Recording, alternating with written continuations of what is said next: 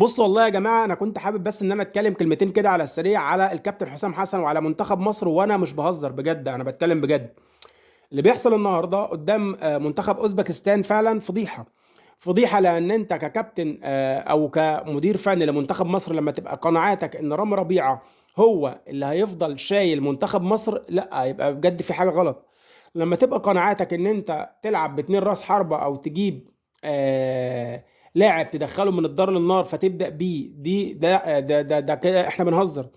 هتيجي تقول لي الراجل في ماتش ودي، هقول لك تمام. لما هو في ماتش ودي وانت عارف ان هي مباراة ودية وانت مش عايز منها حاجة غير ان انت بتجرب، فطبيعي ان انت تخلي محمد صلاح على الدكة، بما ان محمد صلاح مش هيدي لك اللي انت عايزه. ليه؟ لان انا النهارده دايما ما بشوفش، بقيتش بشوف محمد صلاح زي اي لاعب عادي. هو محمد صلاح كاسم في الملعب اسم كبير، ولكن في الملعب انا ما بشوفش محمد صلاح. انا عارف ان الكلام ده ممكن يزعل ناس كتير، ولكن بجد انا ما بشوفش محمد صلاح في الملعب اللي انا عايزه. انا عايز اشوف صلاح بتاع ليفربول.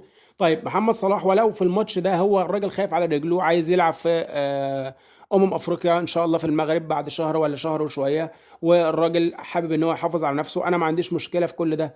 ولكن على الاقل لازم يبقى في حد بيتجرب في الحته دي، علشان صلاح لا قدر الله لو غاب يبقى عندك البديل الكويس الكفء. على الناحية التانية ففي كوارث بتحصل في منتخب مصر، في لعيبة مش عارفة ان هي تربط مع بعضها. في لعيبة دخلت المنتخب انا مش عارف هي اصلا المفروض انها ما بتلعبش في فرقها اصلا، فبتلعب في المنتخب، فانا ما بقتش فاهم. ما بقتش عارف افهم ايه اللي بيحصل بالظبط، ما بقتش عارف افهم الاختيارات دي بناء على ايه، ما بقتش عارف افهم اي حاجة. انا مش بنتقد كابتن حسام حسن لان دي في الاول وفي الاخر مباراة ودية، ولكن انا بنتقد الشكل ده اللي هو المفروض ان انت وانت بتجهز المنتخبات بتلعب على نقط القوة والضعف بتاعتك، علشان انت رايح بطولة مش سهلة. البطولة دي طموحنا فيها كبير، البطولة دي احنا عايزين ناخدها، البطولة دي احنا عايزين نرجعها تاني، ولكن واضح ان الموضوع صعب، الموضوع صعب قوي قوي قوي.